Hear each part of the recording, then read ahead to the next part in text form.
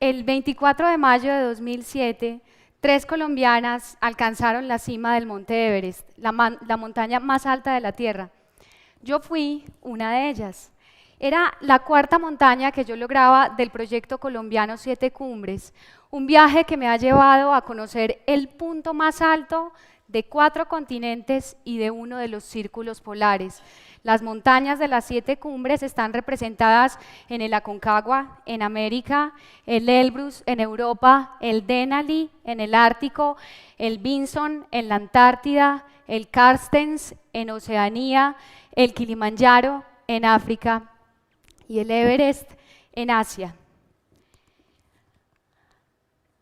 Muchos de ustedes se preguntarán, ¿qué hay que hacer para lograr una aventura como estas?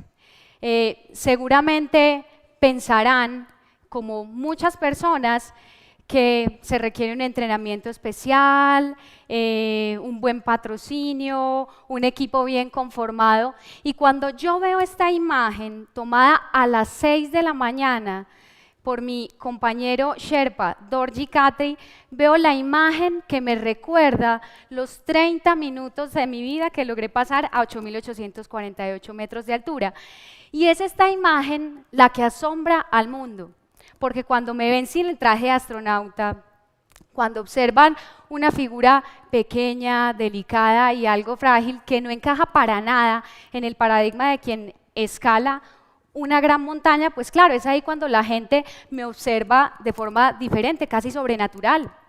Y entonces, claro, cuando yo estoy, puede ser en Colombia o en cualquier otro país, la gente se acerca al final de yo contar la experiencia y empiezan a preguntarme, bueno, Ana, entonces cuéntenos cuánto duró el viaje, cómo hacían para ir al baño, cómo fue eso de no bañarse durante mes y medio. Y me preguntan toda clase de cosas. Y al final, la pregunta más importante que siempre me hacen es, oiga, ¿cómo alguien tan normal lo logra?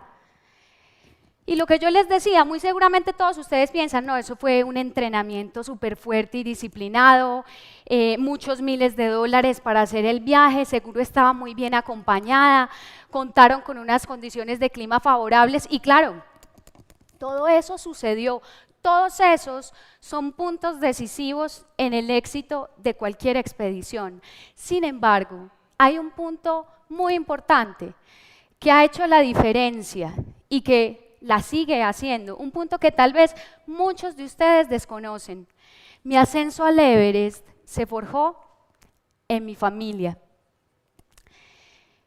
Y es desde allí, desde la familia, desde mis primeros años de infancia y durante los 27 años anteriores a nuestro ascenso, donde yo pude encontrar la fortaleza necesaria para que el 23 de mayo de 2007, cuando me encontraba a 7.920 metros de altura, sola, con un espasmo que bloqueaba toda mi espalda, con un cansancio terrible y a 5 horas del campamento más cercano para poder salvar mi vida. Yo recuerdo que eran las 5 de la tarde, el sol ya se estaba ocultando y me di cuenta entonces que tenía 3 opciones muy claras.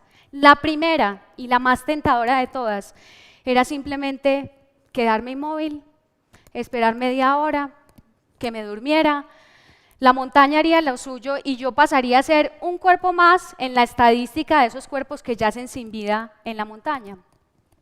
La segunda opción era despedirme de la posibilidad de hacer cumbre y regresarme pues a descansar, a ponerme a salvo en el campamento más cercano. La tercera opción, esa sí era la utópica.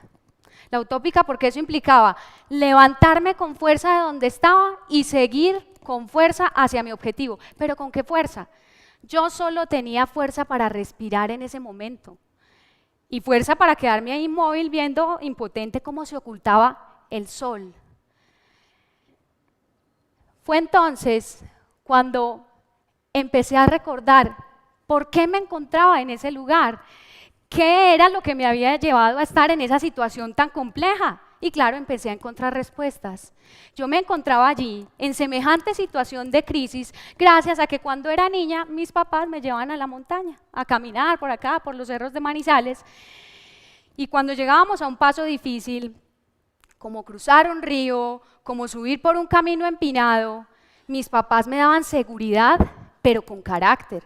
Y siendo yo la más joven, la menor de sus 3 hijos, la más temerosa y la más consentida, no se dejaban llevar por mi llanto, sino que me daban la mano y me ayudaban a afrontar los miedos, a afrontar los riesgos y a hacer por mí misma las cosas. Claro, yo empecé a entender todo eso, pero pues bueno, yo estaba no en las montañas de Manizales, estaba a 7.920 metros de altura, en la cordillera del Himalaya.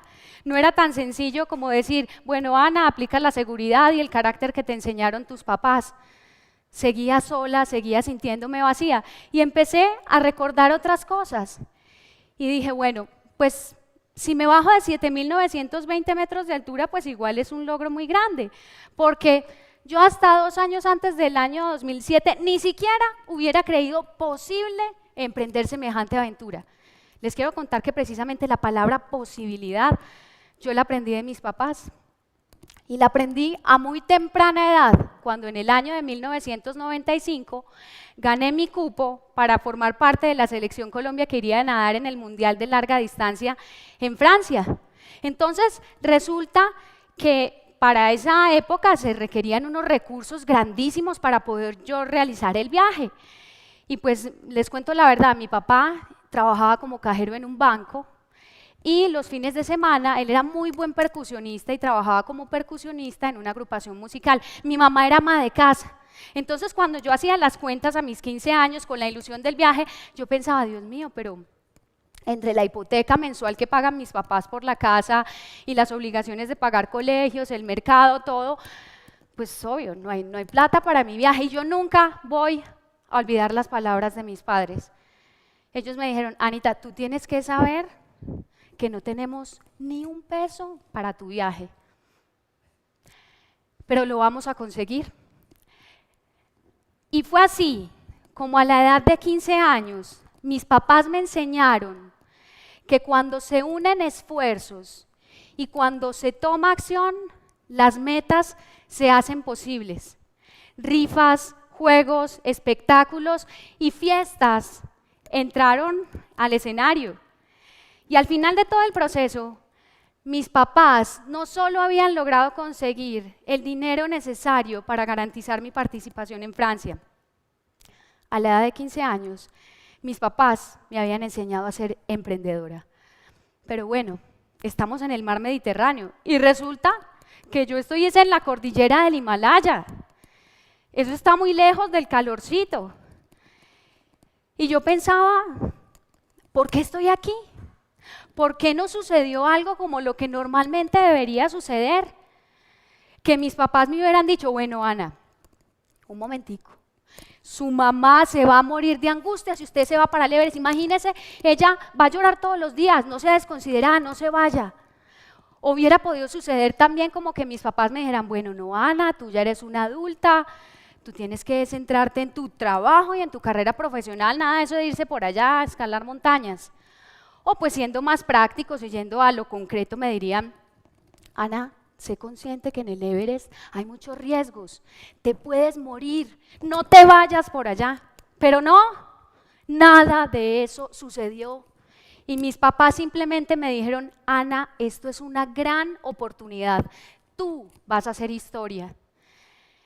Y tienes que entender que por los sueños se lucha, por los sueños se hacen sacrificios. Y desde la comodidad de tu casa no vas a lograr nada de lo que sueñas. Por favor, empaca tus cosas y te vas ya para Bogotá a entrenar con el equipo. Esa fue la respuesta de mis papás ante la expedición al Everest. Sin embargo, siendo sinceros y a pesar de toda esa historia, yo seguí estando a 7.920 metros de altura, a 5 horas del campamento más cercano, destrozada del cansancio, con una ventisca tremenda. Era tan tentador, pero tan tentador pensar simplemente en quedarme ahí, en respirar y quedar colgada de esa cuerda y ya, quedarme inmóvil. Pero ¿saben qué? Cuando pensaba en la sola idea de no volver a ver a las personas que más amaba, me sentía tan triste, tan vacía, me sentía tan mal. Y fue entonces cuando la sentí. Sentí la voz de mi madre, su voz fuerte e inquebrantable por el teléfono satelital hacía apenas una semana antes, asegurándome que íbamos a lograr la cumbre y recordándome que en el peor momento de mi ascenso solo tenía que pensar en ella y en mi padre y la fuerza de ellos me llegaría. Entonces yo dije, que me llegue la fuerza de ellos. Y lo crean o no, cuando empecé a recordar sus palabras, sentí el calor de los abrazos de mis padres.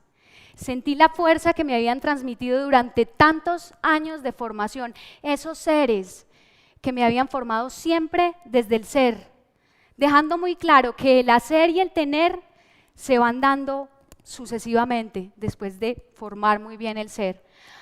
Así que supe claramente lo que tenía que hacer, me levanté de la montaña, empecé con paso firme y seguí mi camino hacia arriba. Este fue el amanecer que yo recibí como regalo. El amanecer del 24 de mayo de 2007 a los 8.848 metros de altura. ¿Cuántos minutos de mis 36 años de vida pasé allá?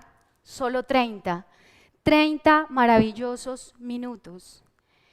Y cuando yo veo esa imagen, recuerdo todo lo que fue ese camino, pero no solo eso, esa imagen es del 2007, es una imagen ya bastante antigua. Lo mejor de todo esto y de todo ese proceso de formación que yo recibí con mis padres es que muchas cosas han pasado después de ascender la montaña más alta del mundo. Por ejemplo, escalé el monte Kilimanjaro, el más alto de África. Y después de eso hice realidad el sueño de un emprendimiento propio con Kumandai Adventures, una empresa de turismo y aventura que estamos haciendo crecer con 2 socios. Estuvimos de hecho en el programa de Manizales Más. Por eso, cada vez que yo miro en perspectiva la montaña, el Everest y las otras montañas que he alcanzado, no dejo de pensar en Diego y Aura. Esos seres tan maravillosos que desde algún lugar, porque ya no están físicamente, me siguen recordando que cada paso requiere esfuerzo personal, sortear obstáculos y afrontar los riesgos. Que hacer posibles las realidades requiere tomar acción y emprender. Y que avanzar implica incomodarse un poco y tomar riesgos. Pero el mayor legado de todos, el mayor legado que me dejaron este par de personajes, que el amor es la fuerza más poderosa del universo. Y por eso, cuando hoy yo miro la que es hoy mi mayor montaña, al lado de Francisco, mi esposo, siento una emoción grandísima, pero no solo siento emoción, siento un compromiso enorme, el compromiso de trascender en otros, el compromiso de pasarle a Simón y a Rafael todo lo que yo recibí de mis padres y lo que aún hoy me hace ser una mujer exitosa, no por tener muchas cosas, sino por ser lo que he soñado ser. Francisco y yo estamos convencidos que desde ahora estamos forjando las bases para que Simón y Rafael alcancen sus sueños, porque lo que quería compartirles el día de hoy es que el primer escenario transformador del ser humano definitivamente está en casa. Muchas gracias.